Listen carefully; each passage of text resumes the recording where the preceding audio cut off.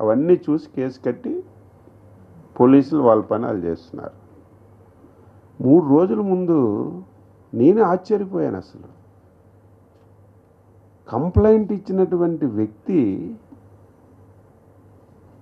Withdraw చేసుకున్నాడంటే కోర్టులో నేను ఆశ్చర్యపోయాను. మనసులో అనుకున్నాను నేను, ఇది ఏదో ఒకటి జరిగి ఉంటుంది, భయపెట్టుంటారా, ఫ్యామిలీని చంపేస్తామని ఉంటారా, విత్డ్రాలు చేసుకోకపోతే నువ్వేమైనా ఈ సమాజంలో ఉండవని ఉంటారా, నా మనసులో నేను అనుకున్నాను. కానీ బయట పెట్టలేదు. నిన్న చూసేసరికి కంప్లైంట్ ఇచ్చిన తర్వాత నేను ఏదనుకున్నాను అదే జరిగింది. ఎక్కడైనా ఉంటుందా? ఒక పార్టీ ఆఫీసులో పనిచేసిన వ్యక్తి, మొత్తం ఇష్యూ అంతా చూసినటువంటి వ్యక్తి కంప్లైంట్ ఇచ్చిన తర్వాత అందులో మేము అపోజిషన్లో అధికారంలో ఉన్న పాయింట్ గుర్తుపెట్టుకోవాలి. ఎంత ప్రెజర్ లేకపోతే, ఎంత ఒత్తిడి లేకపోతే, వాళ్ళ కుటుంబానికి ఎంత నష్టం చేస్తామనే ప్రయత్నం లేకపోతే ఆయన అలా ఒప్పుకోడు. అది కూడా నేను మార్నింగే చూశాను. వాళ్ళ తల్లిదండ్రులు వాళ్ళు కంప్లైంట్ ఇచ్చారని, ఇది సీరియస్గా తీసుకోవాల్సిన ఇష్యూ కాబట్టి పోలీసులు వాళ్ళ పని వాళ్ళు చేసి అరెస్ట్ చేశారు. దీన్ని భూతద్దంలో చూడవలసిన అవసరం లేదు. మేము నిన్నే అధికారంలో లేవు, వచ్చి 8 మాసాలు కంప్లీట్ అయింది. మా కోపము కక్ష వెంటనే మేము దాడికి ప్రతిదాడి చెయ్యాలంటే 8 మాసాల సమయం మాకు అవసరం లేదు. మేము ఒక డెసిషన్ తీసుకున్నాం. చంద్రబాబు నాయుడు గారి ఆధ్వర్యంలో ఎన్డీఏ ప్రభుత్వం దాడికి ప్రతిదాడి అనేది రాజకీయాల్లో మంచిది కాదు. లాస్ట్ 5 years ఇలాగే చేసి రాష్ట్రం తీవ్రమైనటువంటి నష్టాల్లోకి వెళ్ళిపోయింది. ఈ 8 మాసాల్లో మేము ఈ చెవులు ఆ చెవుల్లో దూది పెట్టుకున్నాం. మా కార్యకర్తలు తిట్టినటువంటి తిట్లకి మనం అధికారంలోకి వచ్చాం. 5 సంవత్సరాలు నరకం పడ్డాం, ఊచకోత కోశారు, మీరు అధికారంలోకి వచ్చి ఏం చేస్తున్నారని మమ్మల్ని కార్యకర్తలు బూతులు తిట్టినా, సోషల్ మీడియాలో తిట్టినా సరే దాడికి ప్రతిదాడి అనేది మంచి విధానం కాదు.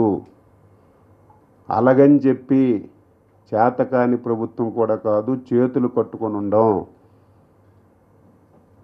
గత 5 సంవత్సరాల్లో జరిగిన ప్రతి సంఘటన మీద స్పష్టంగా ఎంక్వైరీ చేసి వాస్తవాలన్నీ కూడా తెలుసుకొని ఎవడు తప్పు చేసినా సరే విడిచిపెట్టే ప్రశ్న ఉండదని ముఖ్యమంత్రి గారు స్పష్టంగా చెప్పారు. అదే జరుగుతుంది. కానీ కక్ష సాధింపు చర్యగా మేమేది చేయడానికి ఇష్టపడం, భవిష్యత్తులో కూడా ఉండదు. కానీ తప్పు చేసిన వాడు తాత్కాలికంగా తప్పించుకొని తిరగొచ్చు తప్ప ఏదైనా ఒక రోజు చట్టానికి లోబడి శిక్ష అర్హుడవుతాడు. ఈరోజు కూడా అదే జరిగింది. నేను ఇంకా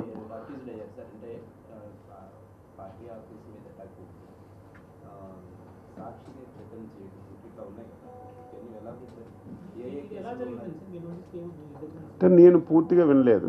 నా మనసులో అనుకున్నాను, నేను ఒక అనుభవం గల వ్యక్తిగా ఇట్స్ సంథింగ్ దేర్, ఏదో జరిగి ఉంటుంది అనుకున్నాం. పోలీసులు ఆ లైన్లో చేశారా లేకపోతే వాళ్ళే, ఇప్పుడు నేను ఇంకా నాకు ఇన్ఫర్మేషన్ ఏంటంటే ఆ అబ్బాయి తల్లిదండ్రులు వచ్చి కంప్లైంట్ చేశారు, ఇమీడియట్గా విత్డ్రా చేసుకోకపోతే ప్రాణాపాయం ఉంటుందన్నారు, బండ బూతులు తిట్టారు. ఒక 5 పేర్లు చెప్పారు. అందులో మీకు తెలుసు కదా, 5 పేర్లు ఉన్నాయని చెప్పారు. వాళ్ళకి కంప్లైంటే, అందులో మనమేం సృష్టించింది ఏం లేదు. రిటర్న్గా కంప్లైంట్ ఇచ్చారు, దాని ప్రకారం ఎఫ్ఐఆర్ కోసం. ఓకే, క్లారిటీ వచ్చింది కదా.